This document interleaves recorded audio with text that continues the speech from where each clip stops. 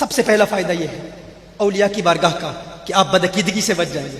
دوسرا فائدہ یہ ہے کہ آپ کو معرفت کا نور ملے گا, توبہ پر استقامت ملے گی. دیکھیے ہمارے صوفیاء فرماتے ہیں کہ اللہ کے ولیوں کی بارگاہ میں حاضری کا ایک فائدہ یہ ہے کہ جب انسان اپنا کمزور دل اللہ کے کسی ولی کی بارگاہ میں پیش کر دیتا ہے تو ولی کا قوی دل اس کے کمزور دل پر کچھ ایسے اثرات مرتب کرتا ہے کہ رفتہ رفتہ وہ کمزور دل بھی کبھی سے کبھی تر ہوتا چلا جاتا ہے. اب لوگ کہتے ہیں بھائی یہ بابوں کی باتیں, بزرگوں کی باتیں, اس پر کوئی دلیل بھی ہے؟ دلائل تو قرآن و سنت کی روشنی میں بہت ہے. عن ابی ہریرہ رضی اللہ تعالی عنہ قال, حضرت ابو ہریرہ رضی اللہ تعالی روایت فرماتے ہیں کہ ہم نے حضور اکرم صلی اللہ علیہ وسلم کی بارگاہ میں عرض کیا ما لنا اذا كنا عندك رقت قلوبنا وزهدنا في الدنيا وكنا من اهل الاخره. یا رسول اللہ صلی اللہ علیہ وسلم کیا وجہ ہے جب ہم آپ کی بارگاہ میں حاضر ہوتے ہیں, یعنی جب ہم اپنا کمزور دل آپ کے قوی دل کے قریب کر دیتے ہیں تو ہمارے دل کی دنیا بدل جاتی ہے. کیا وجہ ہے؟ کچھ تو وجہ ہے نا.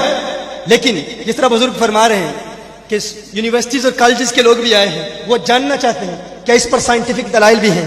تو آئیے دو چار باتیں آپ کی بارگاہ میں. Joseph Shelton the biology of transcendence میں یہ بات کرتا ہے. آج کے بعد کوئی کہے کہ یہ داتا علی حجویری کی باتیں ہیں, یہ بابا فرید کی باتیں ہیں, یہ نظام الدین اولیاء کی باتیں ہیں, ہم نہیں مانتے, تو انہیں بتاؤ کاش تم اولیاء اللہ کے میکدے سے فیض حاصل کرتے.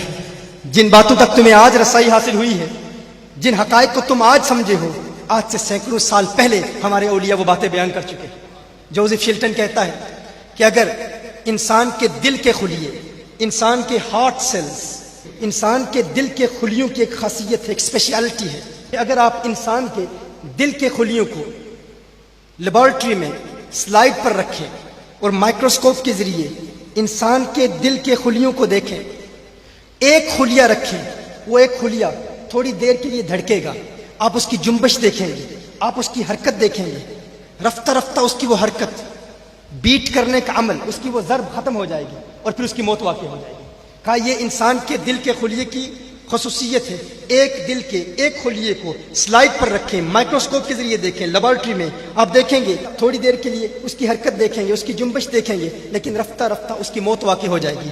کہا لیکن اگر دل کے دو خلیوں کو لیبارٹری میں سلائڈ پر رکھیں اور انہیں قریب کر لیں, وہ دو خلیے جب قریب ہوں گے تو آپ دیکھیں گے وہ پہلا خلیہ اس میں حرکت پیدا ہوگی, رفتہ رفتہ ان دونوں کی حرکت سنکرنائز کرے گی, وہ ریدمکلی سنکرنائز کریں گے, ایک ہی ریدم میں, ایک ہی جنبش, ایک ہی بیٹ, ایک ہی ضرب میں ان کی دھڑکن, اس کی حرکت مل جائے گی. کہا جب یہ حرکت ملتی ہے تو وہ قوی خلیہ جو دوسرے سے زیادہ قوی ہوتا ہے وہ کچھ الیکٹرو میگنیٹک ویوز پروڈیوس کرتا ہے, الیکٹرو میگنیٹک ویوز کچھ لہریں پروڈیوس کرتا ہے. وہ لہریں اس کمزور دل کے ایک خلیے پر ایسے اثرات مرتب کرتی ہیں کہ وہ کمزور خلیہ بھی پھر کچھ لہریں پروڈیوس کرتا ہے, پھر وہ دونوں کی لہریں مل جاتی ہیں. اگر ان دونوں خلیوں کو سلائڈ پر قریب رکھو گے تو آپ دیکھو گے پھر وہ ایک ہی لے میں, ایک ہی تناسب میں, ایک ہی وزن میں ان کی حرکت ہوگی اور پھر کسی خلیے کی موت واقع نہیں ہوگی.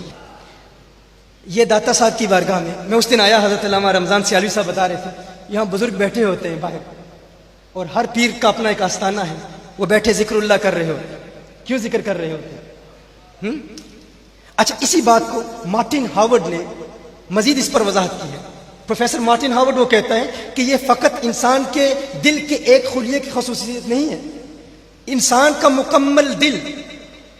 اگر ایک محفل میں ایک قوی دل والا شخص بیٹھا ہو اور اس کے پاس کمزور دل والا شخص بیٹھ جائے اور ان کی سانسیں مل جائیں, پہلے سانسیں ملتی ہیں پھر دل کی دھڑکن ملتی ہے. غور کیجئے ہمارے صوفیاء ذکر کی محفل میں کیوں کہا کرتے ہیں آواز ملا کے, کیونکہ پہلے آواز ملتی ہے پھر دل کی دھڑکن ملتی ہے, پھر وہ قوی دل کمزور دل کو ایسا قوی کرتا ہے کہ وہ کمزور دل بھی قوی سے قوی تر ہوتا چلا جاتا ہے. میں کہتا ہوں سائنسدانوں, کاش کہ تم اولیاء اللہ کی بارگاہ میں حاضر ہوتے, اللہ کے پیاروں کی بارگاہ میں زانوں میں تلمس طے کرتے. دل کی ان کیفیات کو تم نے آج سمجھا ہے, انسان کے دل کی خلیوں کی ان بدلتی ہوئی کیفیات اور انسان کے قلب کی ان وارداتوں تک تمہیں آج رسائی حاصل ہوئی ہے. کاش کہ تم ماضی کی طرف منہ پھیرتے تو خراسان کے پہاڑوں میں ایک ولی اللہ جس کا نام معین الدین چشتی اجمیری ہے, اللہ کی صدائیں بلند کرتا ہوا داتا کی نگری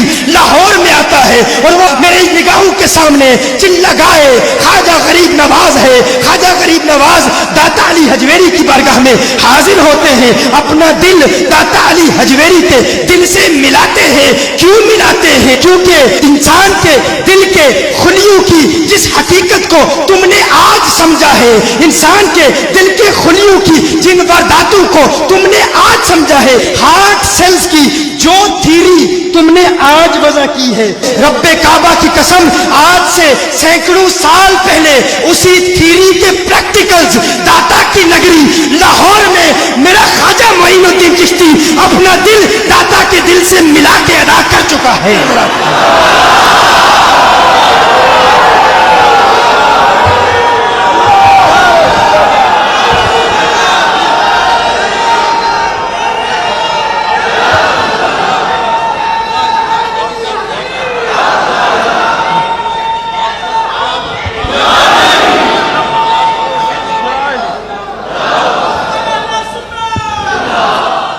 ये थ्योरी है, वो प्रैक्टिकल्स पहले ही अदा कर चुके हैं।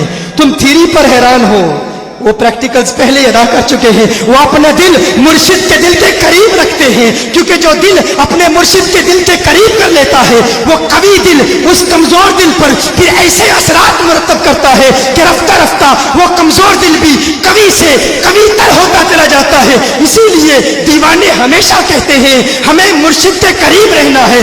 क्यों करीब रहना है?